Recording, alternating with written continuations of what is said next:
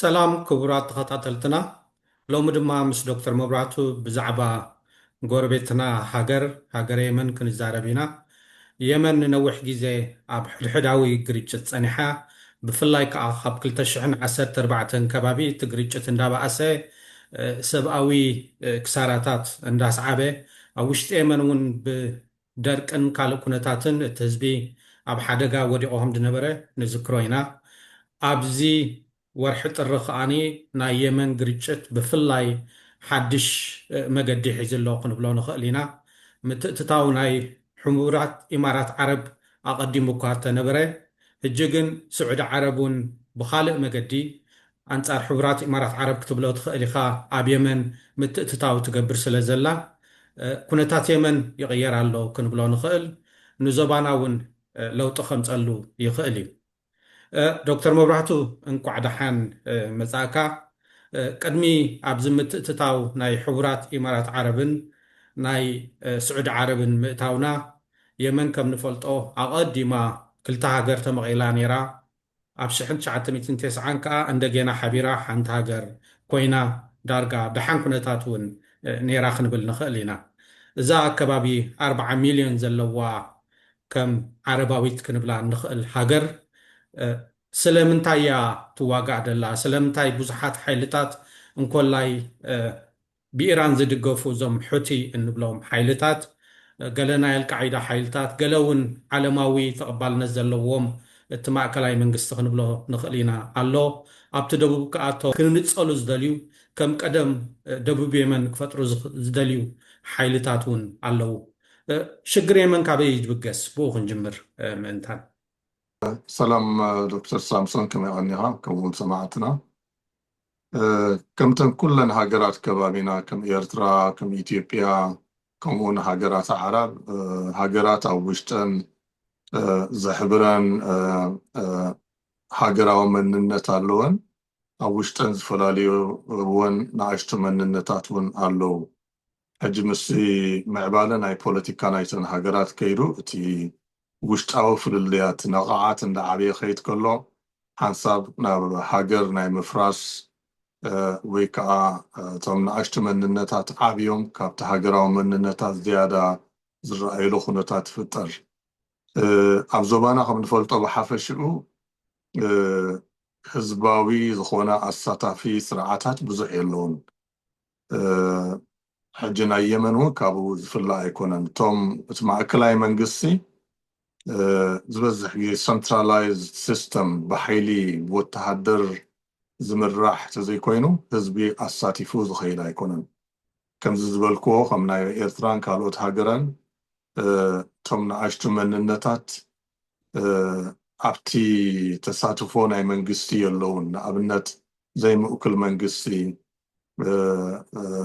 ፈጢርካ እቶም ተፈላለዩ መንነታትን ረብሓታትን ኣብቲ መንግስቲ ዝንፀባረቑሉ ኩነታት ኣይተፈጥረን። የመን ዋላብቲ ንኣብነት ደቡብን ሰሜንን ተፈልያትሉ ዝነበረት እዋን ኣብ ደቡብ ንኣብነት ኣዝዩ ማእከላይ ኮሙኒስት ስርዓት እውን ተፈጢሩ እኳ ተነበረ እቲ እቶም ሎካል ሓይልታት ግን ስልጣን ነይርዎም እዩ። ኣብ የመን ካብ ሰንዓ ወይ ካብ ዓደን ወፂእካ ናብ ሓደ ከባቢ ክትከይድ ከለካ ኩሉ ግዜ ምልሻታት ኣለዉ። ኣብ ገሊኡ ናብ መንግስቲ ቀረፅ ግብሪ ከፊልካ እቶም ምልሻታት እውን ግብሪ ዘኽፍሉሉ ኩነታት ኣሎ። ገሊኦም ምስ ሃይማኖት ተኣሳሰረ፣ ገሊኦም ምስ ባህላዊ ኩነታት ተኣሳሰረ ስልጣን ዘለዎም ሓይልታት ኣለዉ። ኣብ ገሊኡ ከባቢታት ክሳብ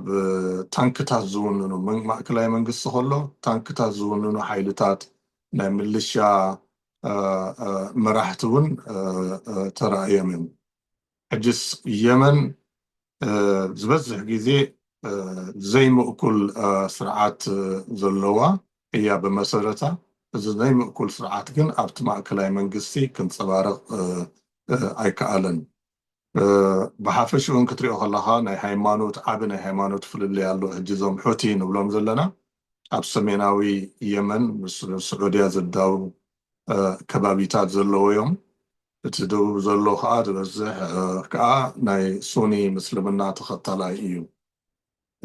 ካብኡ ሰጊርካ እውን ምብራቕን ምዕራብን ተሪእኻ እውን እቶም ምብራቕ ዘለው ዘሎም ቀነ ኩነታት ዝረኣያሉ ዘሎ ሓድራሞት ካልኦት እውን ከባቢያዊ ኣዝዩ ዓብ ዝኾነ ከባቢያዊ ስምዒታት እውን ኣሎ ሕጂ እዞም ከባቢታት ዳርጋ ነብሶም ከም መንግስቲ ገይሮም እዮም ዝቆፅሩ ወይ ዝመሓደሩ ንኣብነት እዚ ኣብ የመን ኣብ ዝረኣናዮ ናይ ቀረባ ዓመታት መንጎ ሕትን መንጎ ደቡብ ዘሎ ሓይልን ወይ ከዓ ናይ ሱኒ ሓይልታትን ዝነበረ ግጭት ዳርጋ ዝምብራቃዊ ምብራቃዊ የመን ንብሎ ሓድራሞት ገለስ ዳርጋ ኣይተተንከፈን ክትብሎ ትኽእል ኢኻ እቲ ዝያዳ ግጭት ዝነበረ ኣብ ሰሜንን ሰሜናዊ ምዕራብን ኣብቲ ገማግም ቀይሕ ባሕርን ክሳብ ወሽመጥ ዓደን ዝኸይድ እዩ እቲ ደቡባዊ ክፋላት ዳርጋ ኣይተተንከፈን ክትብሎ ትኽእል ብኡ ከዓ እቲ ማእከላይ መንግስቲ ኣብ ደቡብ ኮይኑ ዝነበረ እቲ ሰሜን ዘሎ መንግስቲ ናይ ሕቲ ሓይልታት ምልሻ ተቆፃፂሮሞ እቲ ኣብ ታሕቲ ዘሎ ኣብ ዓደንን ከባቢኣን ዘሎ ከዓ ዳርጋ እቲ ማእከላይ መንግስቲ ኮይኑ እዩ ክረአ ፀኒሑ ስለዚ እቲ ቀንዲ መበገሲኡ ኣብ የመን ዝነበረ ናይ ባህሊ ናይ ከባቢ ናይ ሃይማኖት ፍልልያት ኣብቲ ሃገራዊ ኩነታት እቲ ሃገራዊ ኩነታት ማዕቢሉ ኣሳታፊ መንግስቲ ተፈጢሩ ሓደ ሓያል ዝኾነ ስርዓተ መንግስቲ ክፍጠር ስለዘይከኣለ ስለዚ እቲ ቀንዲ ፀገም ናይ ህንፀት ሃገረ መንግስቲ ፀገም እዩ ከም ኩለን ኣብ ሃገራት ኣፍሪካ ዘለዋ ማእከላይ ምብራቅ ዘለዋ ናይ ህንፀት ሃገረ መንግስቲ ፀገም ኣብ ውሽጦም ፍልልያት ንቕዓት ከም ዝህሉ ገይርዎ ናይ ደገ ምትእትታው ከዓ ከም ዝዓብን ከም ዝህሉን ገይሩ ማለት እዩ እዎ ከምዚ ትብሎ ፀናሕካ የመን ብዙሕ ምክፍፋል ዘለዋ ሃገር እያ ወላ ኣብ ሃይማኖት ምናልባሽ ኣብ ሓደ ክኾኑ እንተኽኣሉ እቲ ፖለቲካዊ ኣተሓሳስባት ኣይዲዮሎጂ ከፋፊልዎም ከም ዝነበረ ፍሉጥ እዩ እዚ ናይ የመን ናይ ደቡብን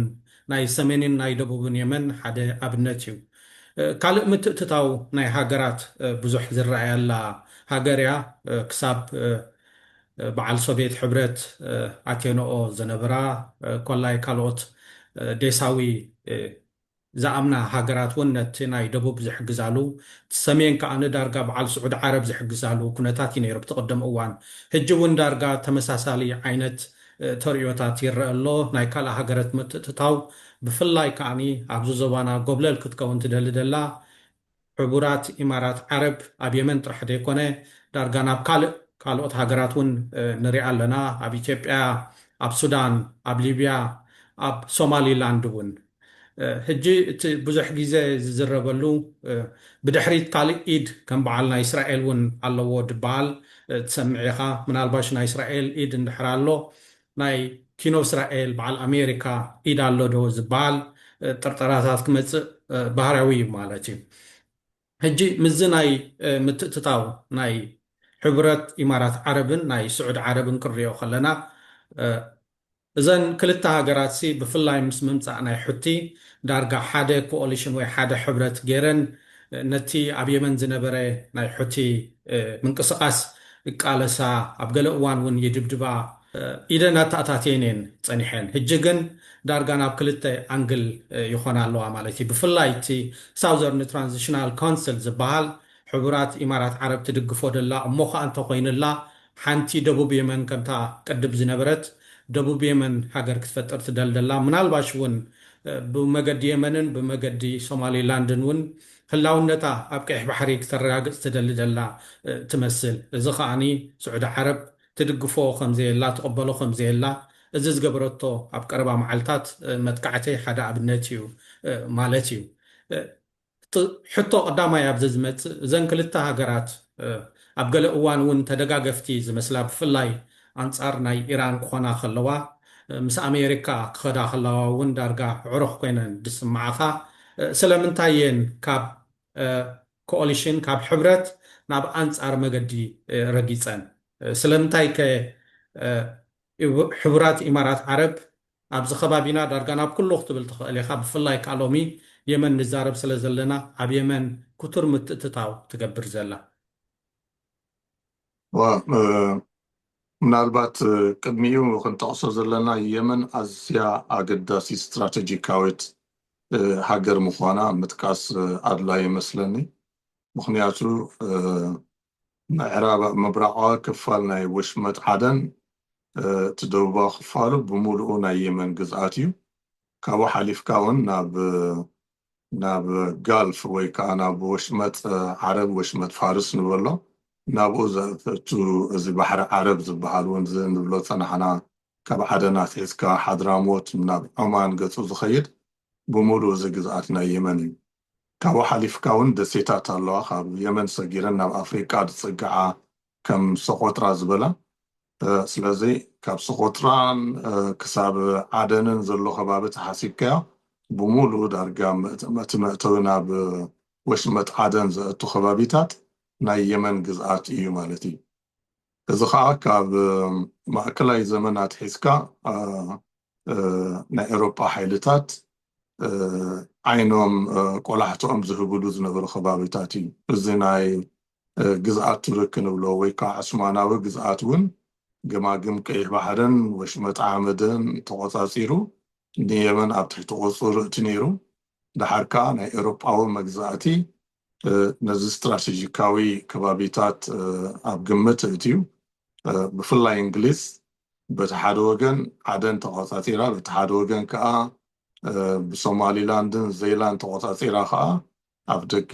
ወሽመጥ ዓደን ትቆፃፀረሉ ኩነታት እዩ ተፈጢሩ ነይሩ ምስ ምትካም ናይ ግዝኣት ቱርኪ ተታሒዙ ማለት እዩ። ስለዚ ዝበልናዮ ናብ ውሽጦም ፍልልያት እኳ እንተነበሮም እቲ ናይ መግዛእቲ ምትእትታው እውን ነቲ ፍልልያት ዳርጋ ኣጋዲድዎ ወይ ከዓ ሕይልዎ ክትብል ትኽእል ኢኻ። ስለዚ እቲ ምትእትታው ናይ ስዑድያን ናይ ኢማራትን ምስቲ ስትራቴጂካዊ ኩነታት ወይ ኣቀማምጣ ናይ የመን ዝኸይድ እዩ። ከም ዝበልናዮ ስትራቴጂካዊ ቦታታት ተቆፃፅርያ ስለ ዘለዋ የመን ናይ ገዛእቲ ሓይልታት ናይ ኤውሮጳ ከምኡ እውን ኣብዚ እዋን እዚ ናይ ኣሜሪካ ወይ ብቐጥታ ወይ ከዓ ብተዘዋዋሪ ብመገዲ ኢማራትን ብስዑዳን ኣቢልካ ምቁፅፃር ክህልዎም ይደልዩ። ከምኡ እውን ኢራን ብመገዲ ናይ ሺዓ ሓይልታት ከም ሑቲ ዝበሉ ኣቢላ ኣብ ቀይሕ ባሕርን ወሽመጥ ዓደንን ናታ ህላዌ ክትረጋገፅ ትደሊ ማለት እዩ። ሞንጎ ስዑድያን የመንን ክንሪኦ ከለና እቶም ናይ ሑቲ ሓይልታት ምስ ስዑድያ እዮም ዝዳወጉ ምስ ኢማራት ዝራኸብ የብሎም። ምክንያቱ የመን ምስ ኢማራት ኣይትዳወጉን እያ ብቐጥታ ናይ ዶብ ርክብ የብለንን። ኣብ ሞንጎኦም በቲ ሓደ ወገን ዑማን ኣላ በቲ ሓደ ወገን ከዓ ስዑድያ ስለ ዘላ ስለዚ እቲ ናይ ሑቲ ሓይሊ ብፍላይ ንስዑድያ ከዓ ከም ስግኣት ይርአ ማለት እዩ። ምክንያቱ ፕሮክሲ ወይ ከዓ ብተዘዋዋሪ መገዲ ሓይሊ ኢራን ዝግለፀሉ ከባቢታት ስለ ዝኾነ ስለዚ ስዑድያ ንሓይሊ ሑቲ ብቐጥታ ከም ስግኣት እያ ትሪኦ ማለት እዩ። እቲ ኣንፃር ሑቲ ዝተገብረ ምንቅስቓስ ወይ ከዓ ወፍሪ ናይ ኢማራትን ናይ ስዑድያን ብስዑድያ እዩ ዝምራሕ ነይሩ። ምክንያቱ እቲ ቀንዲ ሓደጋ ንስዑድያ ስለ ዝኾነ ብሓፈሽኡ እቲ ኪዳን ክትሪኦ ከለካ ግን ኣብ ሰለስተ መሰረታት ዝተመርኮሰ እዩ ነይሩ። ሓደ ናይ ኢራን ፀቕጢ ወይ ከዓ ናይ ኢራን ኢንፍሉወንስ ኣብቲ ዞባ ንምቁፅፃር ተባሂሉ፣ ካልኣይ ኣብተን ሃገራት ዝርአ ዝነበረ ናይ ኣጥበቕቲ ናይ ምስልምና ሓይልታት ኣብ ልዕሊ መንግስታት ፀቕጢ ስለ ዝገብሩ ዝነበሩ ሓይሎም ንምንካይ እተን ሃገራት ካብ ነዳዲ ወፂአን ናተን ኢኮኖሚ ዳይቨርሲፋይ ኣብ ዝገብራሉ እዋን ምስ ምዕራባዊ ዓለም ዘለዎን ዝምድና ምስ ቻይና ዘለዎን ዝምድና ምስ ካልእ ሃገራት ዝምድና ዘለዎን ዝምድና ክሕይላ ስለ ዝደልያ እቲ ናይ እስላማዊ ሓይሊ ኣብዚ ከም ዕንቅፋት ኮይኑ እዩ ተራእዩ። ስለዚ እዚ ሓይሊ እዚ ክዳኸም ወይ ክውገድ ስለ ዘለዎ እቲ ካልኣይ ምንጪ ናይቲ ኪዳን ወይ ናይቲ ስምምዕ ነዚ እስላማዊ ሓይሊ ኣብተን ሃገራት ከም ዝዳኸም ወይ ፀቕጢ ከም ዘይህልዎ ምግባር እዩ። እቲ ሳልሳይ ናይ ግብረ ሽበራ ሓይልታት ምቁፅፃር ምናልባት ምስ ዝብልናዮ ናይ እስላማውያን ሓይልታት ናይ ኢራን ሓይልታት እውን ክትሓሓዝ ይኽእል እዩ ግን እዚ ነተን ሃገራት ጥራሕ ዘይኮነ ነቲ ካልእ ዓለም እውን ኣሜሪካ ንምዕራባዊ ዓለም እውን ንእስራኤል እውን ከም ኣስጋኢ ኮይኑ ስለ ዝተረኣየት ናይ ግብረ ሽበራ ሓይሊ ነዚ ከዓ ንምቁፅፃር ተባሂሉ እቲ ኪዳን እውን ነዚ ኣብ ግምት እቲ ማለት ሰለስተ ኩነታት ናይ ኢራን ሓይሊ ንምቁፅፃር ናይ እሳት ባቕቲ ናይ እስልምና ሓይልታት ኣብ መንግስቲ ምትእስሳው ዘይብሎም ክኾኑ ሳልሳይ ከዓ ናይ ግብረ ሽበራ ሓይልታት ኣብ ትሕቲ ቁፅፅርካ ምእታው ዝብል እዩ እቲ ኪዳን ኣብዚ ተመስሪቱ ምናልባት ተመሊስካ ናይ ስዑድያ ታሪክ ተሪእኻዮ ናይ ስዑድያ መንግስትስ ክልተ ሓይልታት እዮም ነይሮም ሓደ እቲ ንግስነታዊ ቤተሰብ ወይ ከዓ እቲ ናይ ስዑድ ቤተሰብ እዩ ቀንዲ መሰረቱ እቲ ካልኣይ ከዓ እቲ ናይ ሃይማኖት ሓይሊ ስዑድያ ብንጉሳዊ ቤተሰብ ዝምራሕ ሓይሊ ኣለዋ እቲ መንግስቲ እዩ ዝቆፃፀሮ ወተሃደራዊ ወይ ከዓ ናይ ሃይማኖት ፖሊስ ከዓ ኣለዉ መጠውዒን ዝበሃሉ ሰብ ክፀውም ከም ዘለዎ ናይ ሃይማኖት ሕግታት ክኽበሩ ከም ዘለዎም ደቂ ኣንስትዮ ክሽፈና ከም ዘለዎን ወይ ከዓ ናፅነተን ነቲ ምስ ብረኣያ ምዕራባዊ ዓለም ማለት እዩ ዝቆፃፀሩ ሓይልታት ነይሮም ሕጂ እዚ ሓይሊ እዚ ነቲ ንስዑድያ ንቅድሚት ክስጉም ወይ ከዓ ክትቅየር ትራንስፎርም ክትገብር ዓንቃፊ ኮይኑ ስለ ዝተረኣየ ኣብ መወዳእታት ንጉሳዊ ቤተሰብ ነዚ ናይ ሃይማኖት ፖሊስ ወይ ናይ ሃይማኖት ሓይሊ ከዳኽሞ ደልዩ ማለት እዩ ሕጂ ስዑድያ ካብ ኣጥባቂ ናይ ምስልምና ሓይሊ ከምኡውን ምስ ግብረ ሽበራ ዝተኣሳሰር መንግስቲ ወፅያ እቲ ንጉሳዊ ቤተሰብ ጥራሕ ዝቆፃፀሮ ካብቲ ሃይማኖታዊ ቁፅፅር ወፂኡ እውን ናብ ሴኩላር ወይ ከዓ ዕልመናዊ ስርዓታት ዝቆፃፀረሉ ኩነታት እያ ክትፈጥር ጀሚራ ማለት እዩ ኢማራት ነዚ ኣቐዲማ እያ ሓሊፋ ከይዳቶ ከም ንሪኦ ኢማራት ንምዕራባዊ ዓለም ዝስሕብ ናይ ቁጠባ ኩነታት ናይ ዕዳጋ ኩነታት ፈጢራ ፀኒሓ ናይ ሃይማኖት ምትእትታው ዘይብሉ ስርዓት እውን ክትፈጥር ክኢላ እያ ስዑድያ ከዓ ነዚ ድሒራ ስዒባቶ ብፍላይ ምስ ምምፃእ ኤምቢኤስ መሓመድ ቢን ሳልማን ነዚ ናይ ሃይማኖት ሓይሊ ከም ዝዳኸም ንምግባር ብዙሕ ተሰሪሕሉ ከም እንፈልጦ ሕጂ ኣብ ስዑድያስ ክሳብ ፕሪምየር ሊግ ዝመስል ምዕራባውያን ካብ ኢምፖርት ዝኾኑሉ ተፃወቲ ናይ ፊልም ምትእትታው ዓብ ናይ ባህሊ ለውጢ ዝኸይድ ዘሎ ደቂ ኣንስትዮ መካይን ክዝውራ ኣብ ንግዲ ክሳተፋ ኣብ ርያድን ኣብ ካልኦት ከተማታት ዓበይቲ ኮንሰርትታት ካብ ኣሜሪካ ዝመፁ ደረፍትን ኣርቲስትን ዝረኣይሉ ኩነታት እዩ ተፈጢሩ ዘሎ ርያድ ሲዝን ዝበሃል ኣሎ ንኣብነት ንስፖርት ዝምልከት ናይ መካይን ውድድር ናይ ቦክሲንግ ውድድር ገሊኡ ኣብ ስዑድያ ዝፍፀም ገሊኡ ከዓ ካብ ስዑድያ ወፃኢ ዝፍፀም ናይ ዲፕሎማሲ ወፍሪ ክትብሎ እትኽእል ኢኻ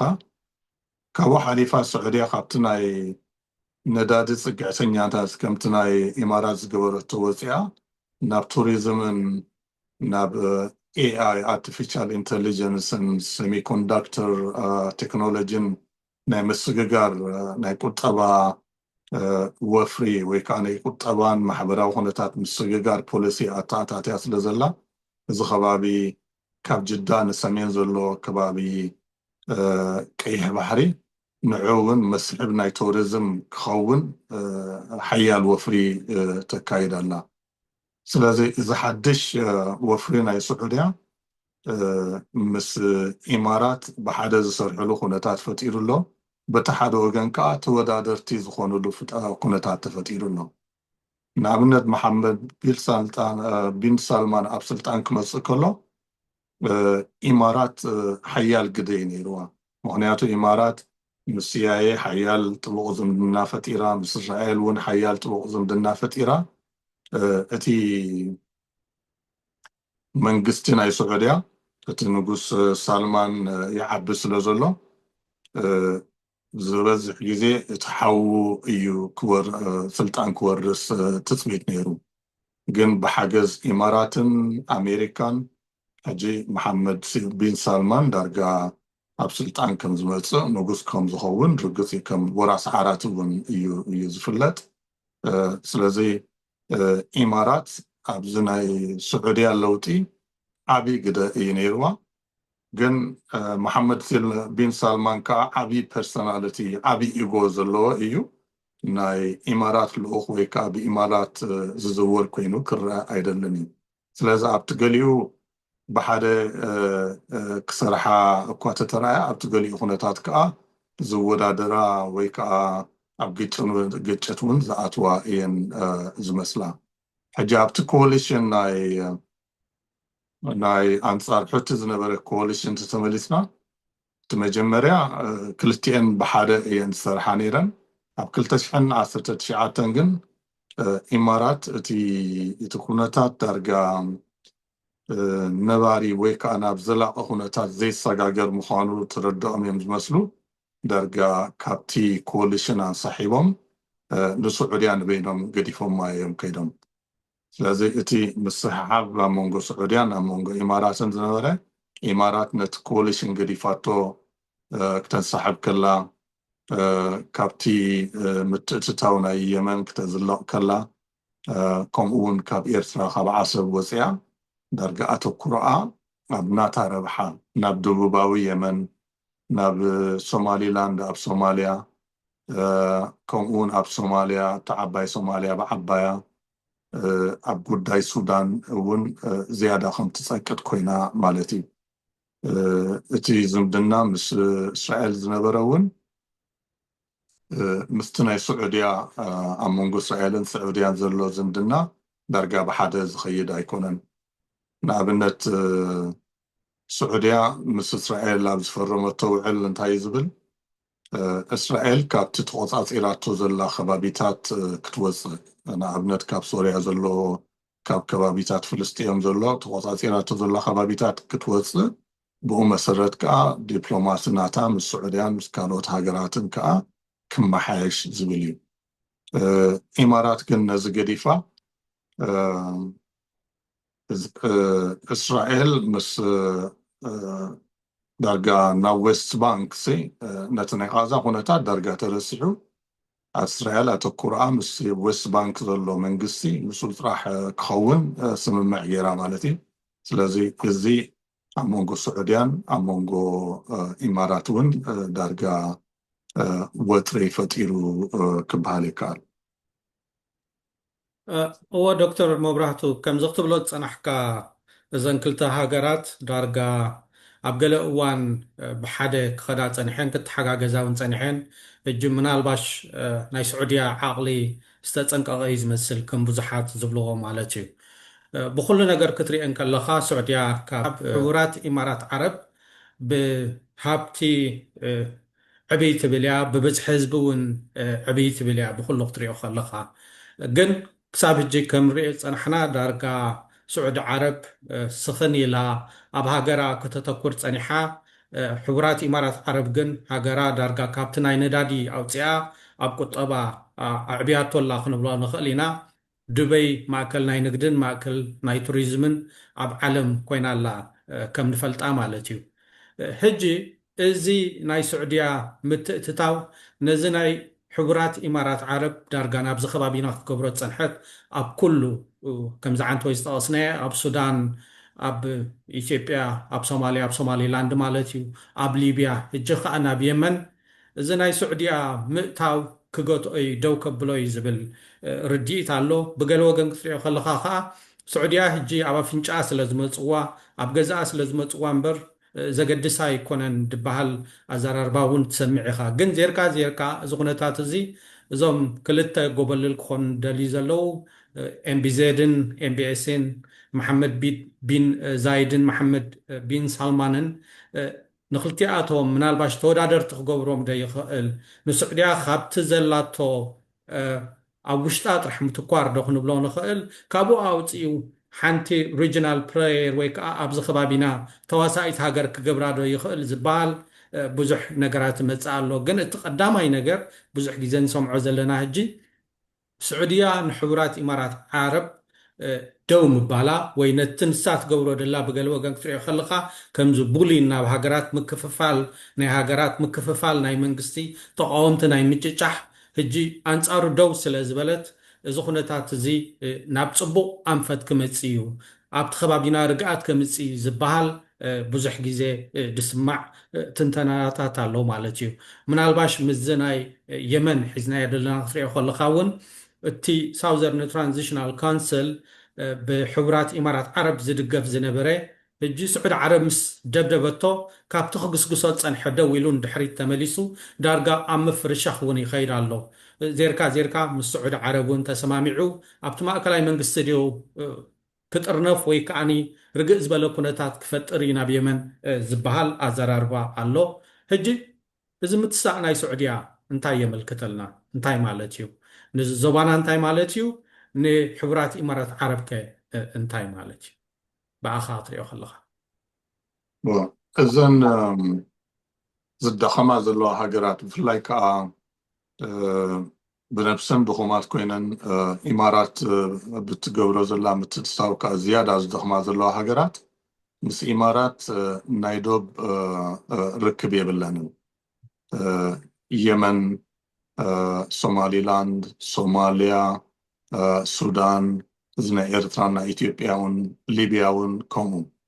ግን ምስ ኢማራት ሓያል ናይ ቁጠባን ናይ ወተሃደራዊ ዝምድናን ኣለዎን ስለዚ ኢማራት ኣብ ወሽመ ከባቢ ወሽመጥ ዓደን ሓቢ ፀቕጢ ትገብር ኣላ ነዚ ደቡባዊ የመን ብምቁፅፃር ማለት እዩ ካብኡ ሰጊራ እውን ምስ ሶማሊላንድ ሕጂ ብኣእምሮኻስ ሓደ ካርታ ክስእል ትኽእል ኢኻ ካብ ሶማሊላንድ ክሳብ ሓድራሞት ተወሲድካ ብምሉኡ ወሽመጥ ዓደን ተቆፃፂርካያ ማለት እዩ ስለዚ ደቡባዊ ክፋል ቀይሕ ባሕሪ ኢማራት ተቆፃፂራትሎ ማለት እዩ ብዘይካቲ ኣብ ኤርትራ ካብ 2015 ክሳብ 2019 ዝነበረ ኣብ ውሽጢ ቀይሕ ባሕሪ ኢማራት ህላወ የብላን ሕጂ የመን እንተሓሲብካ ሶማሊላንድ ከምኡውን እዚ ናይ ቀይሕ ባሕሪ ኩነታት ተሓሲብካ እዚ ካብ ንኢማራት ንላዕሊ ንናይ ስዑድያ ፀጥታ እዩ ዝቐርብ ወይ ከዓ ስግኣት ተልዩ ንስዑድያ ዝያዳ ዘስግኣ ጥቕሚ ተልዩ እውን ንስዑድያ ዝያዳ ዘርብሓ ስለዚ ስዑድያ ምናልባት ከምቲ ናይ ኢማራት ኣህጉራዊ ናይ ንግዲ ናይ ቱሪዝም ናይ ወደብ ወፍሪ ኣካየደትን ዘላ እዚ ዲፒ ዎርልድ እሲ ኣብ ከባቢ ማእከላይ ምብራቅ ጥራሕ ዘይኮነ ኣብ ኤሮጳ ኣብ ደቡብ ኣሜሪካ ኣብ ዳርጋ ኣብ ሙሉእ ዓለም እዩ ወፍሪ ዘለዎ ስለዚ ኢማራት ኣብ ከባቢና ጥራሕ ኣይኮነትን ፀቕጢ ዘለዋ ብዓይኒ ቁጠባን ብዓይኒ ቱሪዝምን ክትሪኦ ከለኻ ብወተሃደራዊ ዓይኒ ክትሪኦ ከለካ ግን ብዘይካ ኣብ ሊብያ ካብኡ ሰጊርካ ዳርጋ ህላወ የብላን ክትብል ትኽእል እቲ ናይ ሊብያ ከዓ ኣብ ፀጥታ ቀይሕ ባሕሪ ዝምርኮስ እዩ ንኣብነት እዚ ሊብያ ሕጂ ዳርጋ ክልተ ሃገር እያ ኮይና ዘላ እቲ ማእከላይ መንግስቲ ናይ ትሪፖሊ ማሕበረሰብ ዓለም ዝፈልጦ ዳርጋ ናቱ ህላዌ ድኹም እዩ ምክንያቱ እቲ ኣብ ምብራቅ ዘሎ ናይ ስረናይካ ብመሐመድ ጀነራል ሓፍታር ዝምራሕ መንግስቲ ሓያል ናይ ኢማራት ደገፍ ስለ ዘለዎ ናይ ቁጠባን ናይ ወተሃደራውን ዲፕሎማሲን ደገፍ ስለ ዘለዎ ነቲ ማእከላይ መንግስቲ ናይ ሊብያ ዳርጋ ኣዳኺምዎ እዩ ኢኻ ክትብሎ ትኽእል እዚ ከዓ ብምትእትታው ናይ ኢማራት እዩ እዚ ግን በቲ ኢማራት ብቐጥታ ካብ ቀይሕ ባሕሪ ዝትገብሮ ንኣብነት ጀነራል ሓፍታር ክድገፍ ከሎስ ካብ ዓሰብን ካብ ኣስመራን ነፈርቲ ንሊብያ ይበራ ከም ዝነበራ ዝፍለጥ እዩ ከምኡውን ካብ የመን እውን መራኽብን ነፈርትን ንሊብያ ከም ዝኸዳ ኣብ ፑንትላንድ እውን ማዓስከር ስለ ዘለዋ ኢማራት ካብ ማዓስከር ፑንትላንድ እውን ነዚ ኣብ ሱዳን ዘሎ ናይ RSF ወይ ከዓ ምልሻ ካብ ፑንትላንድ ኣቢላ ትድግፎ ካብ ፑንትላንድ እውን ናብ ሊብያ ዝኸዳ ነፈርትን መራኸብን ተዋፍር ማለት እያ ኢማራት ስለዚ ነቲ ናይ ሊብያ ምናልባት ርሕቕ ክብል ይኽእል እዩ ኣብ ከባቢ ቀይሕ ባሕሪ ከምኡውን እዚ ኣብ ደቡብ የመን ዘሎ ኩነታት ግን ስዑድያ ፀቕጢ ናይ ኢማራት ክንኪ የመን ከም ሓደ ሃገር ኮይና ክትወፅእ ሱዳን ከም ሓንቲ ሃገር ኮይና ክትወፅእ ስዑድያ ድሌት ዘለዋ እያ ትመስል ስለዚ ኣብቲ ከባቢና ክትሪኦ ከለኻስ ኢማራት እናተረባሓ ክትብል ነቶም ክንፀሉ ዝደልዩ ሓይልታት እያ ትደግፍ ዘላ ከም ዝበልካያ ነዚ ሳውዘርን ትራንዚሽናል ካውንስል ዝበልናዮ ናይ ደቡብ የመን ናይ ተነፀልቲ ሓይልታት ክትድግፍ ፀኒሓ ሶማሊላንድ ክትፍለጥ ዘላ ሃገር እያ ምናልባት ኢማራት ብኣፋ ኣውፅያ ንምንፃል ሶማሊላንድ ኣይደገፈቶን ግን ኣብ ባይታ ብትገብሮ ዘላ ናይ ቁጠባን ናይ ወተሃደራዊ ደገፍን ነቲ ናይ ሶማሊላንድ ምፍላይ ከም እትድግፎ እዩ ዝረአ ንፑንትላንድ እውን ከም ዝበልናዮ ኣብ ናይ ወደብን ኣብ ናይ ወተሃደራዊ ወፍሪ እውን ብምግባር እዚ ማእከላይ መንግስቲ ሶማልያ ዘይቋፀሮ ማለት እዩ ኣብ ሞቃዲሾ ዘሎ መንግስቲ ዘይቋፀሮ ኣብ ናይ ፑንትላንድ ኣብ ቦሳሶን ከባቢኣን ናይ ወደብ ወፍሪ ናይ ወተሃደራዊ ወፍሪ ኣለዋ ኢማራት እዚ ኣብ ሱዳን ንሪኦ ዘለና እውን ከምኡ ስለዚ ስዑድያ ነዚ ንምግታእ ትደልያ ዘላ ትመስል እቲ ክትሪኦ ከለኻ ስዑድያ ነቶም ማእከላይ መንግስታት ወይ ከዓ ነተን ሃገራት ሓቢረን ክወፃ ሓይለን ክወፃ ትደፍእ ዘላ ትመስል ኢማራት ምናምን ከዓ ንናታ ረብሓ ክትብል ነቶም ዝፍንጨሉ ወይ ከዓ ዝንፀሩ ሓይልታት ናይ ሊብያ ምብራቃዊ ህዝብታት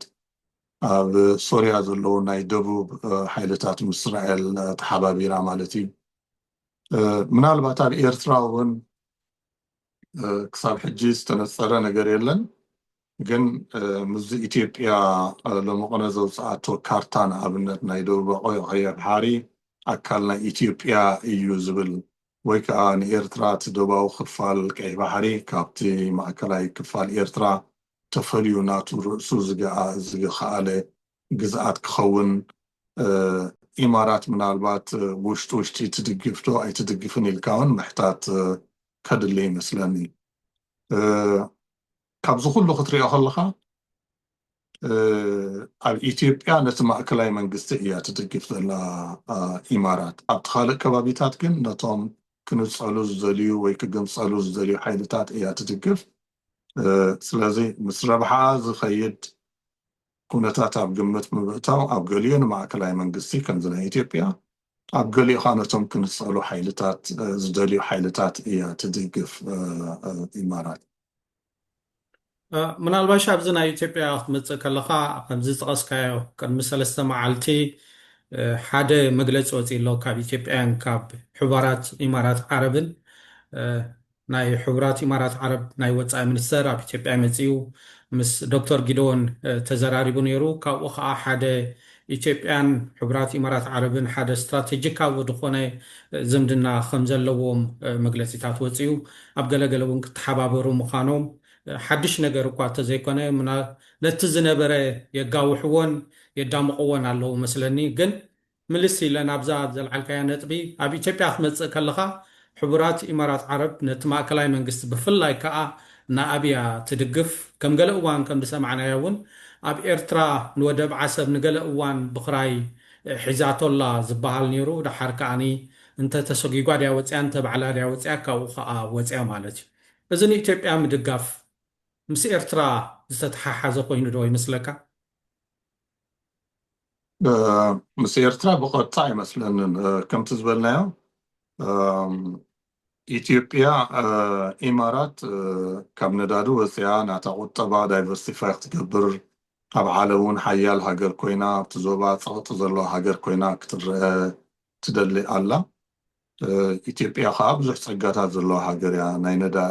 ናይ ማዕድናትን ናይ ማያትን ናይ ሕርሻ ቦታ ዘለዋ ሃገር እያ ስለዚ ኢማራት ኣብዚ ወፍሪ ክትገብር ስደሊ ይመስለኒ እቲ ናይ ሱዳን ኩነታት እውን ብዚ ናይ ኢትዮጵያ ኩነታት ተታሒዙ ዝኸይድ እዩ ኣብ ሱዳን ሃብታም መሬት ብዙሕ ናይ ማይ ፀጋታት ናይ ማዕድናት ፀጋታት ኣሎ ስለዚ ኢማራት ኣብቲ ከባቢ ኢንቨስት ክትገብር ከምኡ እውን ብኢትዮጵያን ብኤርትራን ኣቢላ ኣብ ቀይሕ ባሕሪ ህላዌ ክህልዋ ትደሊ ማለት እዩ ሕጂ እቲ ኣብ ቀይሕ ባሕሪ ዝህሉ ህላዌኣ መጀመርያ ንኤርትራ ሒዝካ እዩ ዝመስል ነይሩ ድሕርቲ 2019 ካብኡ ምስ ወፀት ግን ብክልቲአን ብኤርትራን ብኢትዮጵያን ኣቢልካ ኤርትራን ኢትዮጵያን ሓያል ዝምድና ከም ዝህልወን ጌርካ ወደብ ኣሰብ ኣማዕቢልካ ብኡ ኣቢልካ ናብ ናይ ኢትዮጵያን ናብ ናይ ምብራቅ ኣፍሪካ ዘሎ ዕዳጋ ምእታው ዝነበረ ይመስል እቲ ዲፕሎማሲ ናይ ኤርትራን ናይ ኢትዮጵያን ርክባት ድሕሪ ውዕል ፕሪቶርያ ምስ ተኸመ ግን ሙሉእ ሓይላ ናብ ኢትዮጵያ ዝገበረት ትመስል ስለዚ እቲ ናይ ኤርትራ ኩነታት ብተዘዋዋሪ እዩ ዝመስለኒ መጀመርያ ናብ ጅቡትን ህላወ ከም ዝነበራ ምንጋር ኣድላይ እዩ እቲ ዲፒ ወርልድ ኣብ ወደብ ጅቡቲ ሓያል ወፍሪ ገይሩ ነይሩ ግን ምስ መንግስቲ ጅቡቲ ዘይምስምማዕ ስለተፈጥረ ካብ ጅቡቲ ከም ትወፅእ ኮይና ሕጂ ዲፒ ወርልድ ዝያዳ ብመንግስቲ ቻይና እዩ ዝካየድ ዘሎ ስለዚ ኣብ ቀይሕ ባሕሪ ክትኣቱ ትደሊ ኣላ ብመገዲ ሶማሊላንድ ኣቢልካ ሶማሊላንድ ኣብ ቀይሕ ባሕሪ እኳ ተዘይብልናዮ ግን ኣብ ኣፍ ደገ ቀይሕ ባሕሪ ኣላ ብዘይላንድ በርበራን ማለት እዩ ግን ኣብ ውሽጢ ቀይሕ ባሕሪ ምእታው ተኮይኑ ወይ ኣብ ኤርትራ ወይ ኣብ ሱዳን ወፍሪ ክህልዋ ኣለዎ ማለት እዩ እዚ ናይ ኢትዮጵያ ኩነታት ምዝ ክትሓዝ ዝኽእል እዩ ግን ልኡላውነት ናይ ኤርትራ ጊሂዝካ ንኢትዮጵያ ደጊፍካ ክፍፀም ምከኣል ዶ ኣይከኣልን ዝበሃል እቲ ቀንዲ ሕቶ እዩ ማለት እዩ ኢማራት ክሳብ ረብሓ ዝተረጋገፀ ከም ንሪኦ ዘለና ልኡላውነት ናይ ሃገራት ብዙሕ ዘገድሳ ኣይትመስልን እያ ዘላ ስለዚ እቲ ናይ ኢትዮጵያ ሓይሊ ናይ ኢትዮጵያውያን ሕብረት ኣብዚ ወሳነ መስለኒ ኣብ ውሽጢ ኢትዮጵያ ኣብ ውሽጢ ደኸምቲ ክሳብ ዝኾነት ናይ ኢማራት መገዲ ኢትዮጵያ ኣቢልካ ኣብ ቀይሕ ባሕሪ ዘለዋ ህላዌ ወይ ከዓ ምቁፅፃር ድኹም ክኸውን ይኽእል እዩ ምስ መንግስቲ ኤርትራ ግን ናይ ዝምድናኣ ዝበተኸት እያ ትመስል ስለዚ ቀጥታ ብመገዲ መንግስቲ ኤርትራ ኣቢላ ኣብ ዓሰብን ኣብ ከባቢ ካልእ ቀይሕ ባሕሪ ናይ ኤርትራን ወፍሪ ክትገብር እትኽእል ኣይመስለንን ስለዚ እታ ዘላታ ሓንቲ ካርታ ብመገዲ ኢትዮጵያ ኣቢልካ ኣብ ዓሰብን ካልእ ከባቢ ቀይሕ ባሕሪ ኤርትራን ህላዌኣ ምርግጋፅ እዩ እዚ ከዓ ምስ ግብፅን ምስ ስዑድያን ከዓ ናብ ዝለዓለ ወጥሪ የእትዋ ማለት እዩ ምክንያቱ ስዑድያ ከምዚ ንሪኦ ዘለና ኢማራት ኣብ ቀይሕ ባሕሪ ህላወ ክህልዋ ፀቕጢ ክትገብር እትደልያ ኣይትመስልን ዘላ ከም ዝስማዕ ዘሎ እውን ግብፅን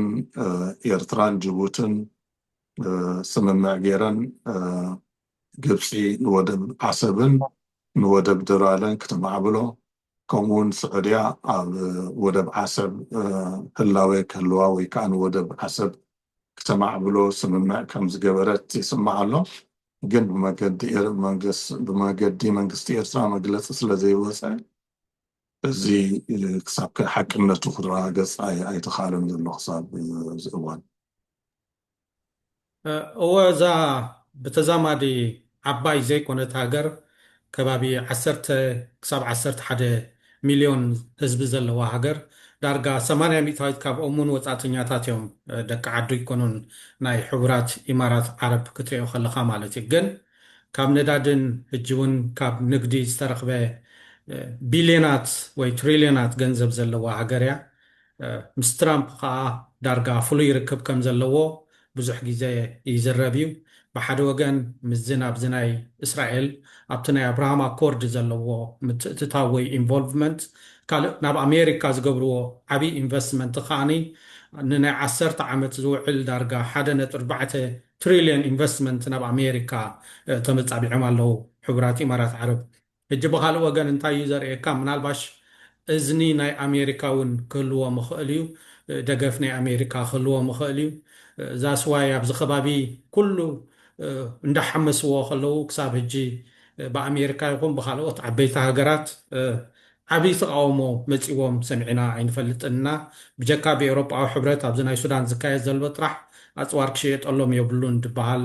ሓደ መግለፂ ወፂ ነይሩ ኣሜሪካ ግን ቢልዮንስ ትውድእ ኣፅዋር ትሸጠሎም ከም ዘላ ንሪኦ ዘለና እዩ ማለት እዩ ብተዛማዲ ስዑድ ዓረብ እውን ከምኡ ካብ ኣሜሪካ መዓት ኢንቨስትመንትን መዓት ኣፅዋርን ትገዝእ ኣላ ሕጂ ኣብ መጨረሻ ክንሪኦ ከለና ዳርጋ እዘን ክልተ ሃገራት ሕቡራት ኢማራት ዓረብን ስዑድ ዓረብን ኣብ ዞባና ተቐናቐንቲ ከም ዝኾና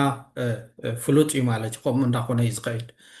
ኣብዚ ዝመፅእ ዘሎ እንታይ ኢና ክንርኢ እንታይ ኢና ክንፅበ እንታይ ሓድሽ ነገር ክህሉ ይኽእል ናይ መጨረሽታ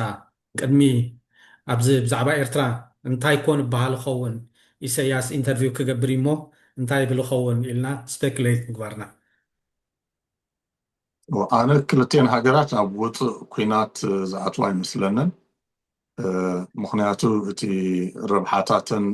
ብዙሕ ምትእስሳር ስለ ዘለዎን ኣብ ስብዓታት ንኣብነት ናይ ዶብ ኩናት ነይርዎን እዩ ግን በቲ ናይ ጅዳ ውዕል ዝበሃል ናይ 1974 ፈቲሕነኦ እየን ምክንያቱ ኢማራት ኣብ 71 ናፃ ከም ልኡላዊት ሃገር ምስ ተፈልጠት سعوديا نت فدرالاو سرعات ناي إمارات هاي فلتتون نيرا نأبودابي ندبي كم جزءاتات مس نن بين نن دول كانيات الرخاء النيرانبر نت فدرالاو سرعات يونايتد عرب إماراتس هاي فلتتان نت ناي بن زايد من قستيون كم بريسيدنت كم مرحاجر هاي فلتتون نيرا دحريو جنت دبلوماسي نات محاي شمس كده كلتين هاجرات تفعلاليتان مالتي ኣብቲ ናይ ዶባት ዝነበረ ግጭት እውን ነኪዩ ዳርጋ ናብ ሰላማዊ ዝኾነ ርክብ ማዕቢለን ኣምባሳታት ተቀያይረን ዳርጋ ዝበዝሕ ግዜ እውን ኣብ ዝደጋገፋሉ ኩነታት እዩ ተፈጢሩ ሕጂ እዚ ኢማራት ጌራቶ ዘላ ብፍላይ ካብ ደቡብ የመን ዘካየደቶ كونتات جن السعودية سلازو قطعة السعودية بكساب دبداب معسكر ناي إمارات عبدو بيمن كمون مراقب ناي يمن كدبدب كيلالا جن أنا أبززو دائما مثلني كلتين هاجرات ربحان علون كابو حليف كون كم زبل كيو كلتين ون أعروخ أمريكان وشتون كلتين أعروخ إسرائيلين ስለዚህ እዘን ክልቴን ሃገራት ተባኢሰን ወይ ተጋጭን ማለት ኣብቲ ዞባው ዝያዳ ዕግርግር ክፈጥር ስለዝኾነ ኣሜሪካ እትደልዮ ኣይመስለንን እንታይ ይመስለኒ ግን ኢማራት ናይ ስዑድያ ኩነታት ብዘይ ሃስ መገዲ ናታ ዲፕሎማስን ናይ ቁጠባ ወፍርን ናይ ወተሃደራዊ ወፍርን ክትካየድ ዝፍቀደላ ይመስለኒ ግን ንረብሓታት ስዑድያ ብዘይ ሃሲ መገዲ ንኣብነት ኣብ ጉዳይ ሱዳን ዘለዋ ምትእትታው ምናልባት ክንክ ይኽእል እዩ እንተደኣ ኣብ ሱዳን ዘለዋ ምትእትታው ነኪዩ ከዓ ኣብ ኢትዮጵያ ዘለዋ ምትእትታውን ክንክ ዝኽእል ይመስለኒ ሕዚ ዘለሙቀነ ዝበልከዮ ናይ ወፃኢ ጉዳያት ሚኒስትር ናይ ኢማራት ናብ ኢትዮጵያ ምምፁ መዚ ስዑድያ ኣብ የመን ዘካየደቶ ደብዳብ ከምኡውን ስዑድያ ዘለዋ ኣብ ሱዳን ዘለዋ ፖሊሲ ምስኡ ዝኸይድ ይመስለኒ ስለዚ እተን ሃገራት ምናልባት ንግዚኡ እቲ ናይ ዲፕሎማሲ ርክብ ክልሕልሕ ይኽእል ይኸውን ግን ኣብ ውፅእ ኩናት ዝኣትዋ ኣይመስለንን ኢማራት ከኣብቲ ዞባ ዘለዋ ምንቅስቓስ ናይ ስዑድያ ረብሓታት ብዘይ ኣለ መገዲ ብዘይ ሃስ መገዲ ክትካይዶ ምናልባት ናይ ፖሊሲ ለውጢ ትካይድ ኮይኑ ይስማዓኒ ዳርጋ እንዳወዳእና ኢና ኣብዚ ቀረባ መዓልትታት ፕሬዚደንት ኢሳያስ ቃለ መጠይቅ ክገብር እዩ ይበሃል ኣሎ ብዛዕባ ምንታይ ይዛረብ ክኸውን ዝበሃል ዓብ ጉዳይ እኳ ተዘይኮነ ግን ተሓስበሉ ኩነታት እዩ ምናልባሽ ብዛዕባ እዚ ናይ ቬነዙዌላ ናይ ኣሜሪካ ይትንትን ደኸውን እዚ ናይ የመን ኩነታት ናይ ስዑድያን እዚ ንዛረበሉ ዘለና ንዕኡ ይትንትን ደኸውን ወይስ ምስ ኣብይ ክቋየቕ ኢሉ እዩ ዝመፅእ ዘሎ ዝኸውን ዝብል ዛዕባታት ይለዓል እዩ ምክንያቱ ኣብ ውሽጢ ዓዲ ንሪኦ ክሳብ ሕጂ ሓድሽ ነገር የለን ዶደይ ሰማዕናዮ ዘይረኣናዮ ኣብ ውሽጢ ዓዲ ኣሎ ክኸውን እንታይ መስለካ ብኡ ክንውድእ ኣብ ኤርትራ ውሽጢ ዓዲ ኣነ ለውጢ ክመፅእ እዩ ወይ ከዓ ኢሳያስ ኣብዚ ሕጂ ብሰማንያታት ኣትሉ ዘሎ እዋን ሓድሽ ናይ ፖሊሲ ለውጢ ክህልዎ እዩ ኢለ ኣይኣምንን እዩ ምክንያቱ ኮነ ኢልካ ስልጣንካ ንምሕላው ህዝቢ ዘለካ ኮንትሮል ምቁፅፃር እዘን ስልጣንካ ምሕላውን ክሳብ ዝኾነት ዕላማ ኣብ ኤርትራ ቁጠባዊ ለውጢ ማሕበራዊ ለውጢ ናይ ፖለቲካ ለውጢ ክተኣታቶ እዩ ዝብል እምነት የብለይን ትፅቢተይ ከምቲ ኩሉ ግዜ ዝገብሮ ኢሳያስ ናብ ኣሜሪካ ዘተኮረ ወቀሳታት ከካየድ ይመስለኒ ናይ ኢትዮጵያ ኩነታት ከምቲ ኣብ ሓድሽ ዓመት ዝተገልፀ ብዙሕ ብድሆታት ነይሩና ወጥሪ ነይሩና ግን በዲህናዮ ኢና ዝብል ይመስለኒ ንናይ ኢትዮጵያ ብቐጥታ ዝዛረበሉ ኣይመስለንን ግን ከምቲ ኩሉ ግዜ ዝብሎ እዚኦም ከደምቲዮም ተላኣኽቲዮም ናይ ኢማራትን ናይ ኣሜሪካን ልኡኻት እዮም ናይ ኣሜሪካ ስራሕ እዩ ዝብል ይመስለኒ ብዛዕባ ቬነዙዌላ ብቐጥታ ዝዛረብ ኣይመስለንን ምክንያቱ ኣሜሪካ ብናይ ቀጥታ ምትእትታው ጌራ እንተደኣ ስርዓት ኣብ ቬነዙዌላ ትቕይር ኮይና ኣብ ኢትዮጵያ ኣብ ኤርትራ እውን ከምኡ ክግበር ከም ዝኽእል ስለ ዝእምት ሸፊንዎ ኣብኡ ከሎ ዝሓልፍ መስል ብሓፈሹ ብዛዕባ ናይ ኣሜሪካ ኢምፔሪያሊዝም ብዛዕባ ናይ ኣሜሪካ ዘሎ ሓድሽ ወፍሪ ናብ ዝሑል ኩናት ንኣቱ ከም ዘለና እንኮ ቆፅራዊ ብዙሕ ቆፅራዊ ዝብል ቃላት ተጠቒሙ ሓፈሻዊ መደረ ዘቕርብ ይመስለኒ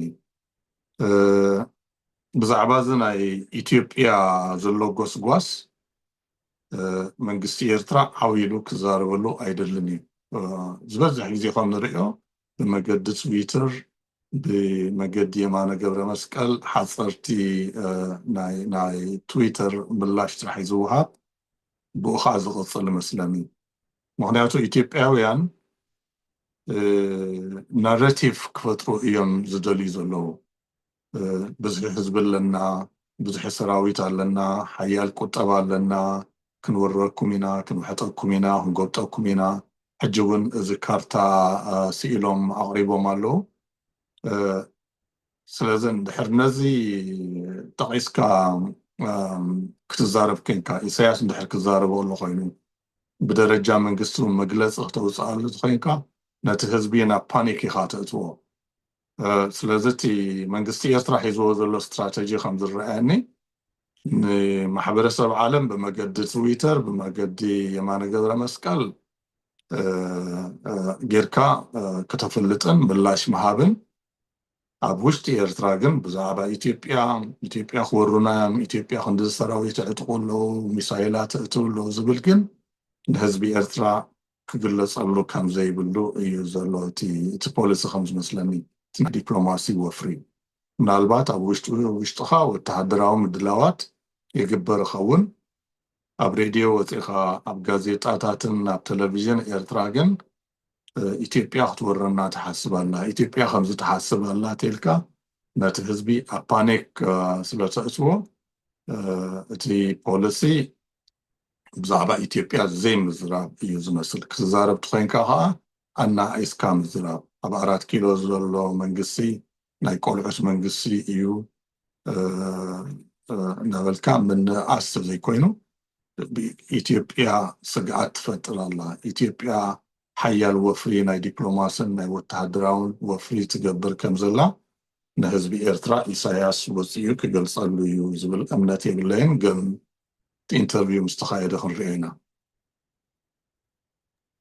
ሓራይ እቲ ኢንተርቪው ምስ ተኻየደ ክንሪኦ ኢና ምናልባሽ እውን ንዘትየሉ ንኸውን ንሎሚ ናብ ዝኣኽለና መስለኒ ብሩኽ መዓልቲ ሰላም ይቐኒየልና